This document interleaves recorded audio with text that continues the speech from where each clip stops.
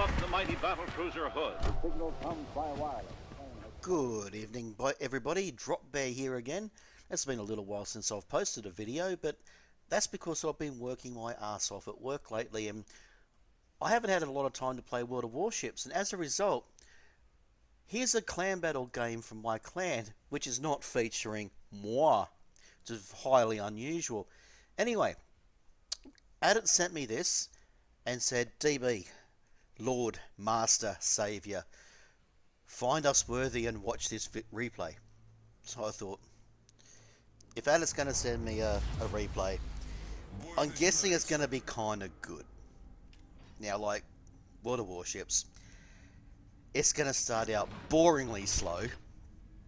And I think for about the first 75% of this game, I was looking at going, this is pretty ho-hum. And of course, the other 25% becomes nail-bitingly close, doesn't it? So anyway, this is the first thing that freaked me out when I watched the video. He's got the ship names on his minimap, but he doesn't have the names above the ships themselves. Kind of freaked me out a little bit. I thought, how does this guy play like that? Yeah, I like the full info. I want the full Monty.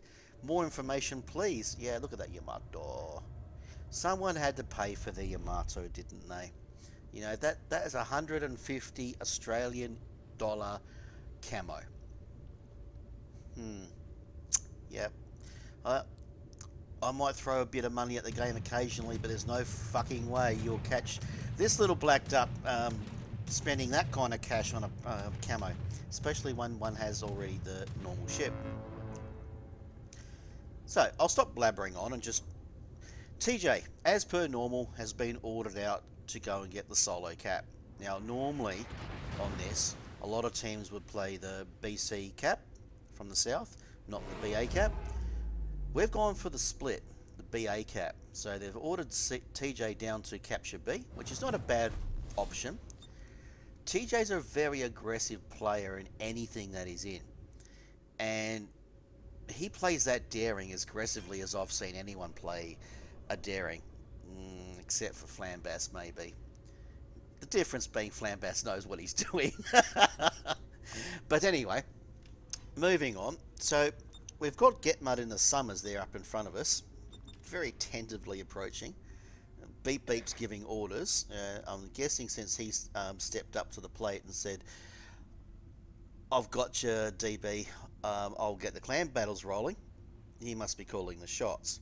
So, in Venezia we have Beep Beep. Adit obviously is in the Petro. Behind them, Oberon and Wolfie in the two Yamatos. Yamato! And now TJ, being hassled by that fucking CV carrier, is coming up to join the party with everybody else, with B-Cap safely in their grasp. Now it seems that this carrier is not going to let these guys have an inch of respite for most of the game. But then again, that's what carriers are meant to do, isn't it? Spot, harass, intimidate, and hopefully sink some of the lesser ships. So anyway, you know, it's just a bit of Rubbins racing, boys. Except you're both going to eat a torpedo because someone in his Petro didn't have his hydro up. Bad, bad, bad at it. No hydro for you, sir. They're very bad. Oh, beep, beep. You know, you're the caller. Tell the fucking guy to have his fucking hydro up. Now, if I was playing this, and then when I watched this the first time, I thought, right now, I would have my hydro up, having just eaten those torps. But no. So he's still spotted. And again, I thought, okay, grab a cur first. You've got your AP loaded. Have a go, son! But no. No, he's looking at the two cruisers over there. And they seem much more appealing target. But B-Cap and A-Cap are now safely in the grasp of my team. Bravo, boys, bravo. However, yeah, let's just not sit on our laurels just yet. So, Poor old Adit has yet to land a shell and do any damage. He's got a fair amount of plane damage, reasonable amount of potential, but absolutely zero real damage with his guns. So the call comes out from Wolfie. Let's rush C. So I don't know where Wolfie suddenly decided that he was going to be running the show and be the caller. I don't know. Blow your heel at it, come on. Maybe they decided that they were going to split it. But anyway, so B's been capped by the enemy DD. And they've only just noticed. Oh yeah.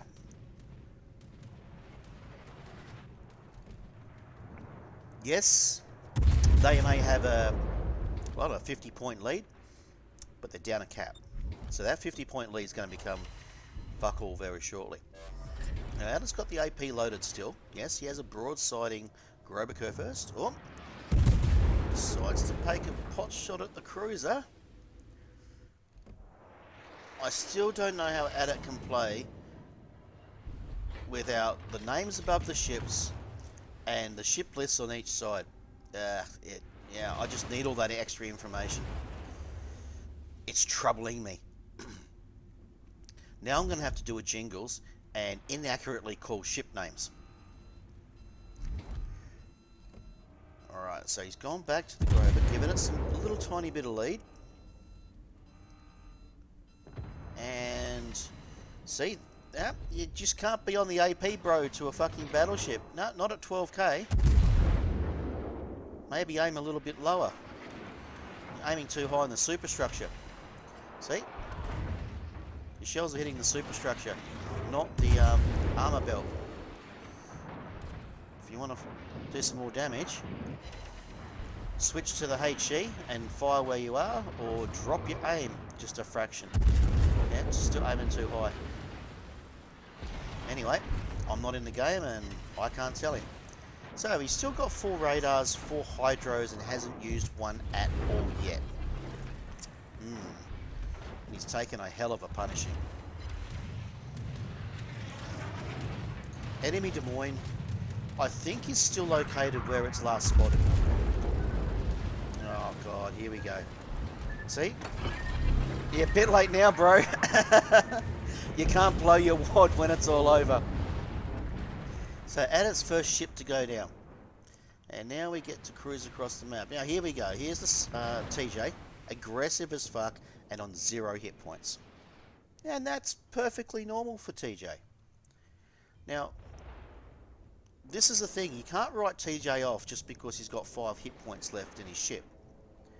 What he is doing, though, is probably spotting those ships right there in front of him.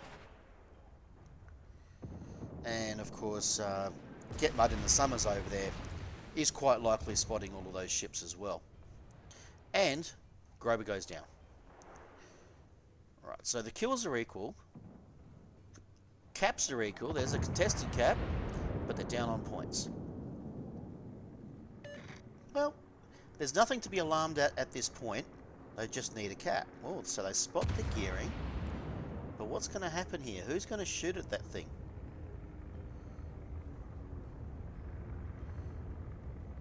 So Moskva's using radar, which is nice. And yeah, that was the end of TJ.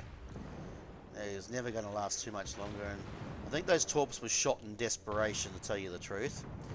Unless that cruiser's a fucking idiot, he's fine. So, Get Mud in the Summers. Nice line of smoke. Obviously still spotted.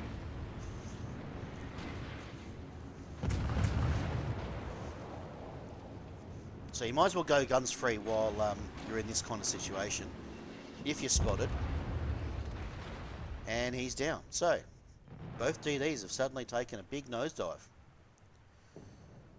Although they have noticed the CV's beached. Well, that's all well and good, but boys, you're down nearly 300 points and a cap. And 2 kills, so... It's at this point... We're most of the way... Well, we're 3/4 of the way through the match-ish. And it's looking rather grim. Rather grim, actually. So I'm just wondering here if Lead Yamato and Beep Beep in the Venezia, if they can pull their finger out and maybe get that Stalingrad and Des Moines. But yeah. So Wolfie in the Yamato next to the Venezia has got the Stalingrad. Well done. And nice bow tanking. Venezia using smoke. Very good. So the enemy Howland is taking A. This is ultra bad news. I mean, they're going to lose all 3 caps at this rate. Wolfie wants both cruisers low and to rush them. Let's see how this goes. Okay, so Mark gets the kill on the Des Moines. Very good. Kills are equal. Lost all the caps are in the enemy hands, and it's probably only about, well, I'd estimate 40 seconds until they win on points. Oh, another kill. Good. So Zhao's down. Now that drags their points. Oh, but yes. It doesn't help when your battleship is going to eat all 4 torpedoes. See, someone should just give him the pro tip that torpedoes, very unhealthy for your health. It's like smoking, you know? Cigar, the cigarette, you think it's cool. Torpedo munching, not cool. Bad for health. So, 2 Yamato's Moskva rushing C cap. Well, it's a little bit of too little too late here, boys. I mean, they're already punching well over 900 points, but they've got the carrier in their sights. Well, if they can kill the carrier, he's the guy that's been spotting all game for the enemy, harassing them all game. Take him out of the equation, punch their points down a fraction, you might buy some time. But then the carrier goes invisible. Oh, DD. What's happening here? That's a lot of health. That DD, while he's chuffing along with the good Ardani coal, not much health left on him. But look, game's all over. Wolfie's counting it. We lose in 20. At this point, you basically start saying good game and start thinking about the next one. Pretty much, that's what you do. See, good game. Wolfie gets the gearing. That was at 999. Literally, I think there must have been a second or a half a second in that. And he's dragged it back. I can't believe that. But Beep Beep is in A in the Venezia, taking that. That's going to slow their cap rate. So it's 1 cap each ticking at the moment. There's about to be 2 caps for Team Ran. Now, the tables have turned. I don't know what the enemy team's doing here. Was it a case of they're trying too hard to win and lost the game? Or is it a case of Ran got really lucky with that kill by Wolfie and just bought the time? Doesn't really matter. At this point, right now, the enemy team can still win it easily. Or can they? Or can they? Mark's just entered B cap in the Moskva. All their caps are stopped. Ran's got 2 caps ticking. Enemy's got no caps ticking. It's 4v2. Carrier's gone dark. Hallen's gone dark. It's probably only going to be 30 or 40 seconds before we catch up in points. What's going to happen? Has the enemy team just snatched defeat from the jaws of victory? Oh, no. What's the Hallen doing here? Really? You're going to go guns free on a Venezia? and it's 7 kilometers. I know it's an all or nothing effort. I got nothing. I just got nothing.